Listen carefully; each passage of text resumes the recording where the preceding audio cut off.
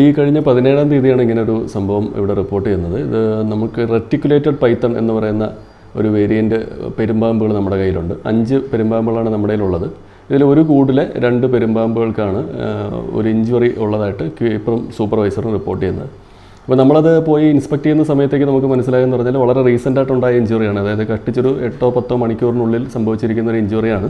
അതിൻ്റെ exact reason നമുക്ക് അപ്പോഴും കിട്ടുന്നില്ല. അതായത് എന്തുകൊണ്ട് അങ്ങനെ ഒരു ഇഞ്ചുറി ഉണ്ടായി എന്നുള്ളത് നമുക്ക് അപ്പോഴും മനസ്സിലാകുന്നില്ല. എന്നാലും നമ്മുടെ ഒരു അസംഷൻ എന്ന് പറയുന്നത് അത് ചിലപ്പോൾ ഇൻഫൈറ്റിംഗ് കൊണ്ടുണ്ടായതായിരിക്കും, 2 പെരുമ്പാമ്പുകൾ തമ്മിലുള്ള ഫൈറ്റ് കൊണ്ടുണ്ടായതായിരിക്കാം എന്നതാണ് അപ്പോൾ ഉണ്ടായ ഒരു അസംഷൻ. കാരണം ഇത് വലിയ തോതിൽ കടിക്കാനും കൂടെ കഴിയുന്ന ടൈപ്പ് പെരുമ്പാമ്പാണ് റെറ്റിക്കുലേറ്റഡ് പൈത്തൺ എന്ന് പറയുന്നത്. അത് വളരെ ഫാസ്റ്റായിട്ട് അറ്റാക്ക് ചെയ്യുന്ന ടൈപ്പ് പൈത്തണാണ്. അപ്പോൾ അതുകൊണ്ട് തന്നെ ഇൻഫൈറ്റിംഗ് ചിലപ്പോൾ സംഭവിക്കാം, പക്ഷേ അത് വളരെ അപൂർവമാണ്. അതുകൊണ്ട് തന്നെ നമ്മൾ 2 സാധ്യതകളാണ് കൺസിഡർ ചെയ്ത്. ചിലപ്പോൾ ഇൻഫൈറ്റിംഗ് ആയിരിക്കാം, അല്ലെന്നുണ്ടെങ്കിൽ കൂടിനകത്ത് എന്തെങ്കിലും ഷാർപ്പ് ഓബ്ജക്റ്റ് എന്തെങ്കിലും കൊണ്ടിട്ട് മുറിഞ്ഞതായിരിക്കാം എന്നാണ് അസ്യൂം ചെയ്തത്. എന്തായാലും ഉടനെ തന്നെ നമ്മളൊരു എമർജൻസി സർജറിയിലേക്ക് പോസ്റ്റ് ചെയ്തു. അപ്പോൾ തന്നെ നമ്മൾ ഹൗസ് സർജൻസ് ഇവിടെ ഹെൽപ്പിനുണ്ടായിരുന്നു.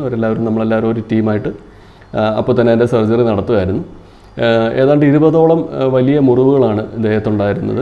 വലിയ ഡീപ്പ് വൂണ്ട് ആയിരുന്നു. അതായത് മസിൽ വരെ കട്ടായി പോകുന്ന ലെവലിലുള്ള ഡീപ്പായിട്ടുള്ള വൂണ്ടുകളാണ് ദേഹത്തുണ്ടായിരുന്നത്. അതുകൊണ്ട് തന്നെ അത്യാവശ്യം ഗുരുതരമായ അവസ്ഥയിലായിരുന്നു പാമ്പിനെ കിട്ടിയത്. വളരെ അവശനിലയിലുമായിരുന്നു അന്ന്. അതിനുശേഷം നമ്മളത് മൊത്തം സ്യൂച്ചർ ചെയ്ത് സർജറി നടത്തി അതെല്ലാം ക്ലിയറാക്കി അതിന് വേണ്ട ചികിത്സ കൊടുത്ത് അതിനെ സെപ്പറേറ്റ് കൂടിലേക്ക് മാറ്റി. പോസ്റ്റ് ഓപ്പറേറ്റീവ് കെയർ നല്ല രീതിയിൽ കിട്ടുന്നതിന് വേണ്ടിയിട്ട് ഒരു പ്രത്യേകം കൂടിലേക്ക് അതിനെ മാറ്റി. അതിനുശേഷം നമ്മളതിനെ വീണ്ടും ഒബ്സർവേഷനിൽ വിട്ടിട്ടുണ്ടായിരുന്നു. ഒരു ദിവസം കഴിഞ്ഞപ്പോൾ, അതായത് ഇന്നലെ ആയപ്പോഴത്തേക്കും തന്നെ അതിൻ്റെ അപകടനില തരണം ചെയ്ത് അത് വീണ്ടും നോർമലിലേക്ക് വന്നു. അതിൻ്റെ ബിഹേവിയർ നോർമലായി. അപ്പോഴാണ് നമ്മൾ വീണ്ടും മറ്റൊരു പാമ്പിനും കൂടെ, അത് മേ ബി അത് തമ്മിലായിരിക്കാം ഫൈറ്റ് ഉണ്ടായത്. അപ്പോൾ അതുകൊണ്ട് തന്നെ മറ്റൊരു പാമ്പിനും, ഈ കൂട്ടത്തിലെ മറ്റൊരു പാമ്പിനും അതുപോലെ സിമിലർ ആയിട്ടുള്ള ഇഞ്ചുറി, എന്നാൽ അത്രയും സീരിയസ് അല്ല, വളരെ ചെറിയ രീതിയിലുള്ള ഇഞ്ചുറീസ് കണ്ടു. അതിനെയും ഇതുപോലെ ട്രീറ്റ് ചെയ്തിട്ട് കൂട്ടിൽ നിന്ന് സെപ്പറേറ്റ് ചെയ്ത് ഒരു പ്രത്യേകം സജ്ജമാക്കിയ കൂട്ടിലേക്ക് നമ്മൾ മാറ്റിയിട്ടുണ്ട്. ചേര പോലെയുള്ള റാറ്റ് സ്നേക്ക് എന്നറിയപ്പെടുന്ന ചേര പോലെയുള്ള പാമ്പുകളിൽ പരസ്പരം ഫൈറ്റ് ഉണ്ടാകുന്നത് നോർമലാണ്. അങ്ങനെ അല്ലാത്ത പാമ്പുകളിൽ, പ്രത്യേകിച്ച് പെരുമ്പാമ്പ് പോലെ വളരെ സ്ലഗ്ഗിഷായിട്ട് മൂവ് ചെയ്യുന്ന, എന്നാൽ ഇര പിടിക്കാൻ മാത്രം ഫാസ്റ്റായിട്ട് അറ്റാക്ക് ചെയ്യുന്ന ടൈപ്പ് പാമ്പുകളിൽ പൊതുവെ ഫൈറ്റ് കുറവാണ്.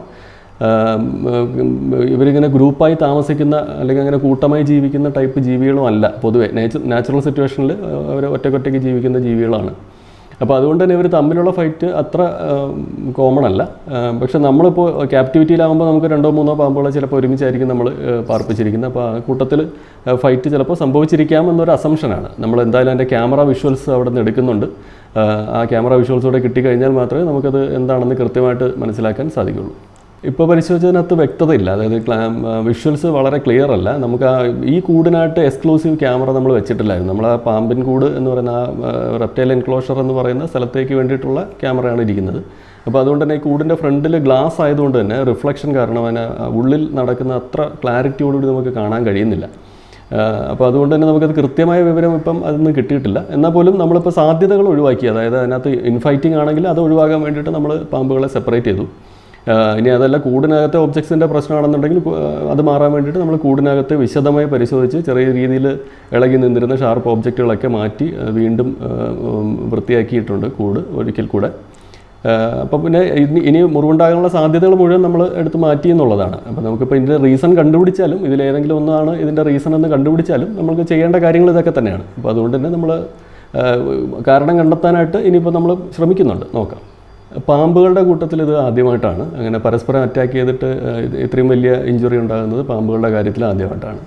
അതല്ലാതെ മറ്റ് പല സ്പീഷീസിലും നമുക്ക് ഇൻഫൈറ്റിംഗ് വളരെ കോമൺ ആയിട്ട് കാണാറുണ്ട്. പ്രത്യേകിച്ച് ഈ അങ്കുലേറ്റ്സ് പോലെ, ഈ നീലക്കാള, അങ്ങനെയൊക്കെയുള്ള ബ്ലാക്ക് ബക്ക്, അങ്ങനെയൊക്കെയുള്ള കൃഷ്ണമൃഗം എന്ന് പറയുന്നത് ഇത്തരം ജീവികളിലൊക്കെ ഇൻഫൈറ്റിംഗ് വളരെ കോമൺ ആയിട്ട് കാണാറുണ്ട്. പിന്നെ വലിയ കാർണിവേഴ്സ്, നമ്മൾ ഈ പറഞ്ഞ ബിഗ് ക്യാറ്റ്സ് എന്ന് നമ്മൾ വിളിക്കുന്ന ലയൺ, ടൈഗേഴ്സ്, ഇങ്ങനത്തെ ഉള്ളവരെ കോമ്പാറ്റിബിൾ അല്ലാത്ത സാഹചര്യത്തിൽ, അതായത് പരസ്പരം സഹകരണത്തോടെ ജീവിക്കാൻ പറ്റാത്ത അവസ്ഥയിലുള്ള 2 എണ്ണത്തിനെ ഒരുമിച്ചിട്ടാൽ ചിലപ്പോൾ വലിയ രീതിയിലുള്ള അറ്റാക്ക് സംഭവിച്ചേക്കാം. അത് പണ്ട് ഇവിടെ സംഭവിച്ചിട്ടുണ്ട്. ആയുഷ് എന്ന് പറയുന്ന ഒരു മെയിൽ ലയൺ കൂട്ടത്തിലുള്ളൊരു ഫീമെയിൽ ലയണിനെ ഒറ്റക്കടിക്ക് കൊന്നുകളയുന്നൊരു സാഹചര്യം ഉണ്ടായിരുന്നു, ഇൻഫൈറ്റിംഗ് നടന്നിട്ട്.